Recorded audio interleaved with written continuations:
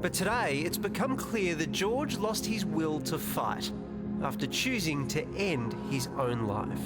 This has made it very personal. You know, I've lost a very dear friend and somebody who should be continuing to be there farming the land the way he wants to do and the way he does so well. George had been fighting the gas industry on 3 fronts. Firstly, over the loss of 2 bores on his property, sucked dry by coal seam gas operations in the surrounding area. Secondly, over toxic soil contamination around his farm, allegedly caused by underground coal gasification. But his biggest battle was with Origin Energy, the resource company trying to force 18 gas wells onto the land farmed by George's family for 5 generations. We have families that have been fighting mining companies for up to 16 years now, and it causes all sorts of health issues for them.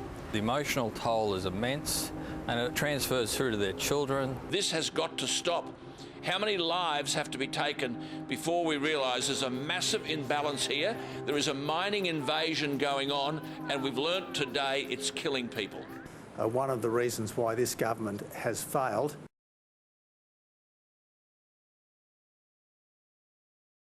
The Trans-Pacific Partnership, or TPP, is a so-called free trade agreement between Australia, the USA and up to 12 other countries that will cover almost 40% of global GDP. The government says it'll be great for the economy, and in particular, Aussie farmers.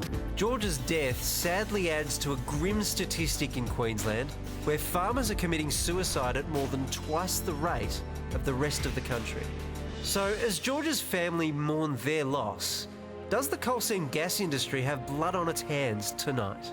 Independent Senator Glenn Lazarus has spent time getting to know George Bender and his wife Pam over the last year, and he joins us now. Senator, very, very sad news today. What can you tell us about George?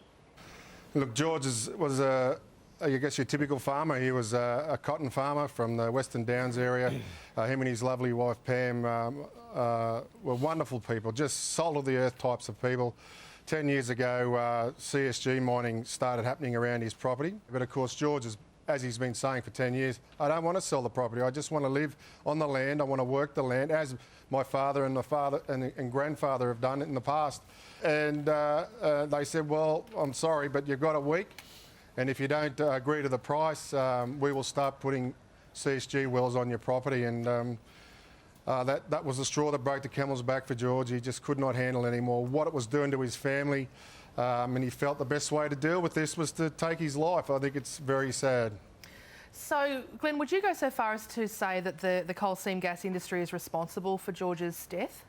Well, they've certainly got blood on their hands. The way that they bullied, harassed George over many, many years is absolutely appalling. But also, I think the state governments over the last 10 years need to take some responsibility as well. Of course, farmers and landholders have never had any rights to say no to mining companies. But of course, when the Newman-led state government came into power, in the dead of night, they changed legislation that the appeals process was even taken away from these farmers. And we just saw CSG wells popping up everywhere, and people are obviously now suffering tremendously from them. It sounds like a horrific toll. Well, clearly is a horrific toll for him. You've spoken about a lot of people being affected. How many George Benders do you think there are out there? Well, I've gone out and visited the areas, and I've walked on a number of properties that are all experiencing the same things. We're talking about everyday Australians here, people that just want to live a quiet life and work their land. They get threatened with land courts and being sued and all this sort of thing. And the big issue is that nobody's listening to them. Nobody cares. It appears that nobody cares. Nobody is doing anything to help these people, and I think that's very un-Australian.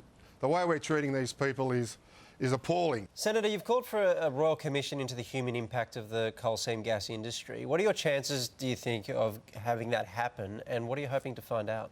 Yeah, look, I don't think they're great. I tried to put a motion up today in the Senate about CSG mining, and both major parties voted it down. So there's obviously some issues there. These people, their kids are sick, their noses are bleeding, their livestock's losing their hair and they're dying. It's an absolute living nightmare what these people are going through, and I think that would come out quite clearly in a Royal Commission, and then I think we could act on the results of that evidence. Well, it's not only un-Australian, it's unethical and it's completely unacceptable. And of course, our thoughts are with George's family. Thank you so much for speaking with us, Senator. Thank you very much for your time. Well, we did approach Origin Energy about this story and they gave us a statement. Gimme, gimme, gimme! I need some more.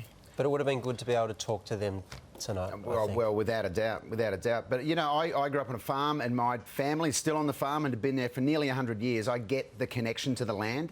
And to think that someone can just come onto your property and set up coal seam gas against your will is mind-boggling to me that can happen. And I can see how that would break your spirit and break your soul if that happened to your land. The fact that no one's talking about it, I really got that point. It must have felt incredibly helpless to get to that point. To get to this point, and no one's talking about it nationally. Well, there is momentum, though. That's you can clearly see. I mean, Alan Jones has been a big voice on this. Yes. And you can start to see it's great momentum. So we'll see if anything comes of Glenn Lazarus's push. By the way, in the back of modernism and all this international law to make profit out of his own ungenerosity to humankind. You sure made the time fly down here. Thanks again, old buddy, and see you soon. Oh, and death to America. From Australia. Everyone thinks Australians are racist, but only the white ones are. Really.